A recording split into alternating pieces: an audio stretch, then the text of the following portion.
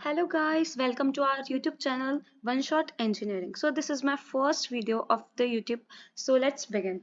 So today's subject is basic mechanical engineering. The purpose of this channel is to minimize the courses and the chapters and the topics so that we can get maximum of the topics in a very minimized manner. So first of all, what is a boiler? Boiler is a vessel that heats water to become hot water और steam like अगर हमें कुछ चीज़ गर्म करनी है like अगर हमें पानी गर्म करना है कुछ चीज़ गर्म करनी है तो हम किसी वेसल के अंदर हम उसको इजीली हीट अप कर सकते हैं और हम कुछ भी फ्यूल यूज कर सकते हैं लाइक कोल और बर्नर और gas anything but it increases its atmospheric pressure to 16,000 times. Now, when we hot the water or anything, then it produces steam and the water become hot. The principle of operation कि हम ऐसा करते क्यों हैं boiler का use क्यों करते हैं the boiler is essentially a closed vessel obviously जो हमारा बॉयलर होता है वो क्लोज्ड वेसल होता है जिसके अंदर हम पानी रखते हैं या कुछ चीज रखते हैं और फिर हम कोई सा भी फ्यूल प्रोवाइड करते हैं लाइक कोल और बर्नर जिससे कि हम पानी गर्म कर सकते हैं इससे बहुत सारी हॉट गैसेस प्रोड्यूस होती है फिर उसके बाद ये जो हॉट गैसेस होती है ये जो वाटर वेसल होता है उसकी सरफेस के कांटेक्ट में आती है और इससे हीट ट्रांसफर होती है बाहर और अंदर की side this steam is pipe to the turbine of thermal power जब ये प्रोड्यूस होती है स्टीम और ये हॉट गैसेस प्रोड्यूस होती है तो हम इनको टर्बाइंस और पाइप के थ्रू थर्मल पावर प्लांट्स में देते हैं वहां ट्रांसफर करते हैं अब हम अलग अलग टाइप के बॉयलर्स यूज कर सकते हैं लाइक हॉरिजॉन्टल वर्टिकल और इंक्लाइंड या फिर हम fire tube water tube use कर सकते हैं एक्सटर्नली फायर्ड इंटरनली फायर्ड यानी कि हम या तो बाहर से फायर प्रोवाइड करें या फिर internally force circulation and natural circulation like हम फोर्स की वजह से हीट प्रोड्यूस कर सकते हैं high pressure and low pressure boilers, stationary and portable, single tube and multi-tube boilers, fluidized bed boilers, and last pulverized fuel boiler. Now, first of all, we will understand that what is horizontal, vertical, or inclined boilers. So, if the axis of the boiler is horizontal, it's self-explanatory by the name कि अगर horizontal मतलब क्या होता है अगर हम कुछ भी चीज एक्स एक्सिस के पैरेलल में रख रहे हैं हॉरिजॉन्टली रख रहे हैं तो हमारा हॉरिजॉन्टल बॉयलर हो जाएगा वर्टिकल में रखेंगे तो वर्टिकल और अगर एक पर्टिकुलर एंगल इंक्लाइन मैनर में रखेंगे तो इंक्लाइंड बॉयलर इससे हम अलग अलग एंगल्स में हमारे बॉयलर्स को प्लेस कर सकते हैं और हम हमारा पानी जो है वो गर्म कर सकते हैं fire tube and water tube first of all fire tube boilers वो होते हैं जिसके अंदर the hot gases are inside the tube यानी कि गैसेस जो होती है हम अंदर डालते हैं और उन गैसेस की गर्मी की वजह से पानी गर्म हो जाता है इसको बोलते हैं internal tube fire tube boilers जैसे for example Cochran Lancashire locomotive boilers सबसे इंपॉर्टेंट इसमें लोकोमोटिव बॉयलर्स है तो हमें एक ही एग्जांपल याद करना है लोकोमोटिव बॉयलर्स आरटीयू का एग्जाम में इतना डीप नहीं पूछते हैं अगर हम एक एग्जांपल दे रहे हैं वो मोर देन इनफ है next is water tube boilers the water is inside the tube and hot gases surrounds them उसके अंदर क्या हो रहा था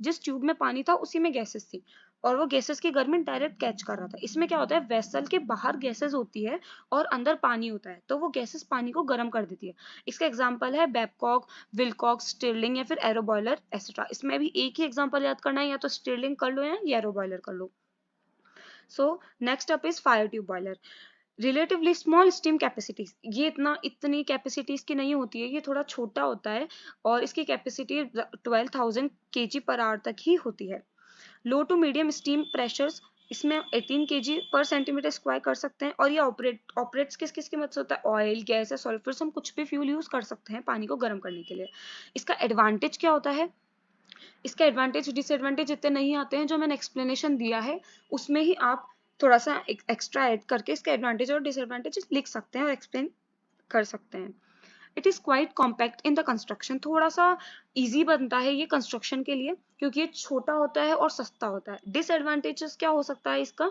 कि ये बहुत हाई प्रेशर इसमें नहीं हो सकता है अवेलेबल मैंने जैसे आपको यहाँ पर भी ऊपर बताया कि ये सिर्फ 12 इसकी कैपेसिटी बहुत कम होती है तो इसका एक डिसएडवांटेज भी होता है ये next up is water tube boiler ये हाई स्टीम डिमांड के लिए होता है जैसे उसकी डिसएडवांटेज क्या था कि वो ज्यादा प्रेशर हैंडल नहीं कर सकता इसका एडवांटेज है कि ये ज्यादा स्टीम और ज्यादा प्रेशर को हैंडल कर सकता है इसकी कैपेसिटी रेंज होती है 4500 to 1,20,000 kg per hour capacities अगर याद नहीं रहे तो नहीं है कंपलसरी आप सिर्फ डिस्क्रिप्शन याद रख सकते हैं बट इंपॉर्टेंट ये है कि आप इसका डायग्राम याद रखें अगर आप डायग्राम याद करके जाएंगे तो आरटीयू में कोई मार्क्स नहीं काटेगा मैंने भी आरटीयू दिए हैं ये बहुत इंपॉर्टेंट डायग्राम है जैसे कि यहाँ पर कंबसन चैम्बर लग रखी है, यानी कि यहाँ से हीट देंगे, ऊपर पाइप जा रहा है, यहाँ पर पानी गर्म होगा, और यहाँ पर जो ऊपर स्टीम आउटलेट, हम बेसिकली क्या कर रहे हैं, पानी गर्म करके स्टीम ले रहे हैं।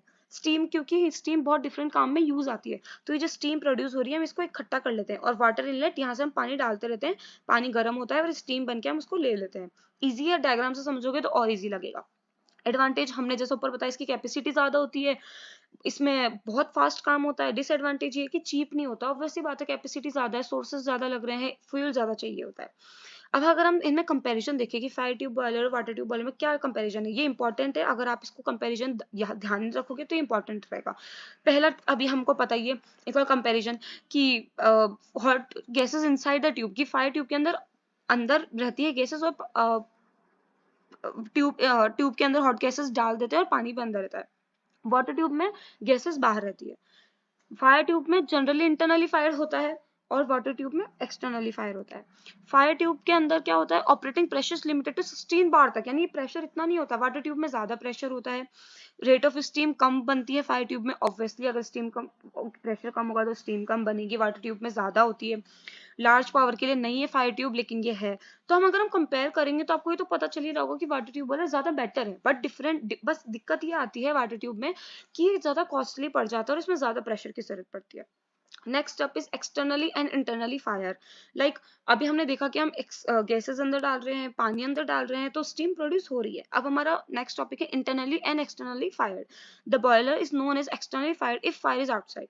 This is self explanatory. अगर फायर बाहर की साइड है और पानी अंदर है तो गर्म हो रहा है। अगर हम इंटरनली कर रहे हैं तो यानी कि गैस भी अंदर है, फायर भी अंदर है, पानी भी अंदर है, तो वो इंटरनली उसको गर्म कर देगा। फिर उसके बाद है फोर्स एंड नेचुरल सर्कुलेशन, यानी कि हम इसमें फोर्स, यानी फोर्स का, गैसेस का, इनका यूज कर रहे हैं पानी गर्म करने के लिए। हम एक फोर्स सर्कुलेट करते हैं एक पंप के थ्रू। पंप हमें पता ही फोर्स क्रिएट करने के लिए काम आता है, सक्शन के लिए काम आता है। तो हम इसके अंदर फोर्स प्रोड्यूस करते हैं, फोर्स देते हैं, तो हमारा पानी गर्म हो जाता है उसकी, क्योंकि फोर्स से हीट जनरेट होती है, उसकी वजह से हमारा पानी गर्म हो जाता है और हमारी स्टीम प्रोड्यूस हो जाती है। ये बहुत नेचुरल प्रोसेस होती है, इसमें कोई फायर की, गैसेस की जरूरत नहीं पड़ती है। Next is higher and low compression boilers. अगर ये क्वेश्चन आते हैं तो ये ऐसे नहीं आएगा कि सिंगल सिंगल आपको बड़ा 5 या 10 मार्क्स में एक्सप्लेन करना आएगा।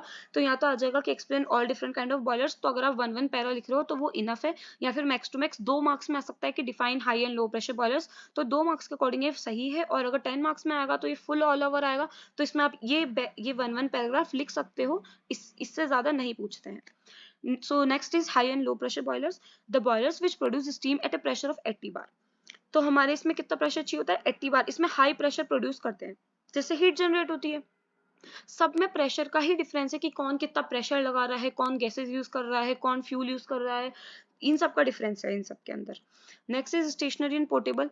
Stationery boilers are used for power plant steam for central station. हमें नाम से पता है स्टेशनरी, यानी कि हम इसको एक जगह रखते हैं। तो एक जगह रखते हैं मतलब ये बहुत हैवी इसकी मशीनरीज होती है, तो हम इसका एक पावर प्लांट सेटअप करते हैं, जो ऑब्वियसली बात है मूव नहीं हो सकता है, पोर्टेबल नहीं होता, तो हम एक जगह रख के स्टीम प्रोड्यूस करते हैं। नेक्स्ट इज पोर्टेबल, हम इसको कहीं भी लेके जा सकते हैं, छोटी छोटी यूनिट्स में हम स्टीम प्रोड्यूस कर सकते हैं। Next is single and multi tube boilers. इसके अंदर सिंगल यानी कि एक ट्यूब होती है, उसके अंदर हम उसको पानी को गर्म करते हैं, तो उसके अंदर हॉट गैसेस डाल दो या फिर बाहर से गैसेस दे दो। मल्टी ट्यूब में बहुत सारी ट्यूब्स हैं, उनको या तो बाहर से हीट दो या अंदर से हीट दो और पानी गर्म हो जाएगा। डिफरेंस है, सिंगल में एक बार में कम पानी गर्म होता है, कम स्टीम प्रोड्यूस होती है। मल्टी ट्यूब में एक बार में ज्यादा स्टीम प्रोड्यूस हो जाती है। Next is fluidized bed boiler. इसके अंदर क्या होता है, particles like sand are suspended in high velocity air stream. Bubbling fluidized bed, इसके अंदर क्या होता है, जैसे हमारी सैंड हो गई या फिर कोई भी जो इस टाइप की जो खुरदरी चीज होती है, लाइक सैंड हो गई, शुगर हो गई या फिर सॉल्ट हो गया, इस टाइप की चीजें हम क्या करते हैं, इनको हाई वेलोसिटी से भेजते हैं।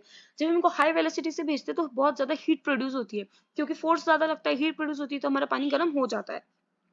इनकी कैपेसिटी रेंज होती है 0.5 T per hour to 100 T per hour. Fuels भी यूज कर सकते हैं हम इनके अंदर।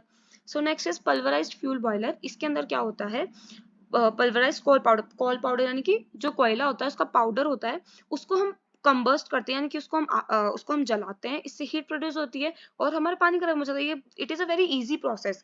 एक तरफ से हम इसको फ्यूल डालते हैं और दूसरे तरफ से हम इसकी स्टीम, मतलब गर्म पानी करता है तो हम स्टीम निकाल लेते हैं। इसमें हम कोल यूज कर सकते हैं, कोई सी भी चीज हाई प्रेशर कुछ भी यूज कर सकते हैं। So that's all for today. So next topic we will see in next video. Thank you so much. Please like, share and subscribe.